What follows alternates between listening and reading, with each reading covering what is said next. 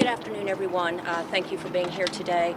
Earlier today, we responded to a shooting call at Wilmer-Hutchins High School. This is a tragic situation, and I know everyone wants answers, and we are going to give you what we know at this point.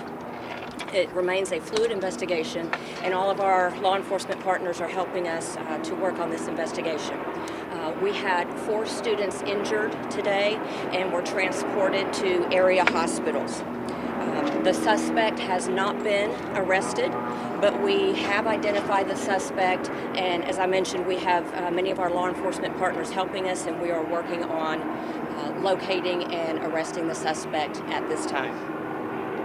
I'd like to now introduce Dallas ISD Superintendent Stephanie Elizalde. Thank you, Chief. Today, as we all know, the unthinkable has happened, and quite frankly, this is just becoming way too familiar, and it should not be familiar. I do want everyone to know that I just got off the phone with Governor Abbott, who just called to get an update, status report, and to offer any resources that we need to assist us. So I know that there are many questions, and we're not going to have all the answers right now because some of the information will be inaccurate. So we will do our very best because we know it is important to be always transparent. I do need to take a moment to ensure that first and foremost we know that we have been able to reunify all of our high school students with their parents and guardians, the team of Dallas ISD Police Department and our Office of Emergency Management, along with all of the agencies that assisted us in ensuring that we ensured everyone was safe. And it is important to note that within 2 minutes, of course, we already had an officer here at the high school that was able to respond immediately to the incident, followed by Wilmer Police, who were next on the scene. But I'm sure that you can tell that there were multiple agencies from the Sheriff's Department, the City Police, whether it was City Police from Dallas, City Police from Wilmer, City Police from Hutchins. Of course, DPS troopers have been here. We have the Fire and Rescue, FBI, ATF. There were a number of federal agents that were also here to provide that level of support. What I can tell you is our team worked very deliberately to ensure first and foremost that everyone was safe on campus as soon as the incident was reported, and provided of course, treatment to each of the individuals. We will have difficulty giving you any specifics, of course, because as you all know, there are laws that keep us from being able to disclose information for minors. I also want to reiterate that we will not be having school at Wilmer-Hutchins High School for the rest of the week. We will have mental health clinicians and others available to assist anyone who would like to meet with counselors to discuss the incident. You don't ever just get used to this, and I am very aware of that. It certainly weighs very heavy on my heart, but I can't begin to imagine.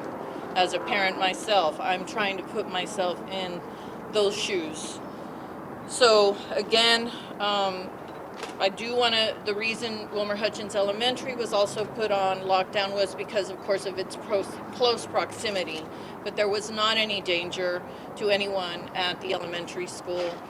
We will be having elementary school tomorrow and Thursday. There is no need for anyone to be concerned about safety of their children, and we will still have additional officers because, again, I want to do everything we can to provide reassurances to our parents. The last thing anyone thinks when they're bringing their children to school, whether it's a high school or whether your spouse or significant other is going to work, to think that these things are happening. But they do happen, and they shouldn't be happening. Right now, our primary concern is to continue to provide support, ensuring our schools are safe, and we will work with all of our community to do the very best we can to ensure that everyone feels safe. It's not enough to be safe, they also have to feel safe. Again, I think I might have even left out the constable's office was another agency. I really don't want to leave anyone out because this was absolutely a team effort. And so again, we're going to be very limited, but we can take a couple of questions. What do we know about the suspect and what led up to the shooting? What do we know I'll about the start suspect? here. What do we know about the suspect and what led up to the shooting? We do have the identity of the suspect, but as I mentioned earlier, this is still a very fresh and fluid investigation, so I don't have any information regarding what led up to the shooting. Dr. You said that they were a few minutes ago that parents made sure that they had confidence. We had parents. Security was an issue here and has been before. That at times even students were checking backpacks as a part of security to help out in the moments. How do you give parents confidence to send their kids back to school in this kind of moment? So I can tell you what we know, how the gun did not get on campus, and probably better for me to let the chief let you know I can tell you how the gun did not get on campus. So we do know that the gun did not come through during regular intake time, so it was not a failure of our staff, of our protocols, or of the machinery that we have. It did not come in through regular intake. Can you expand on that? Because that's I a big cannot- I value. cannot. We're not going to How did it get expand. into We this do hole in the first appreciate your place? time. Thank you so much. We were only able to take the 2 questions, and we appreciate take your more. time. Thank you so much.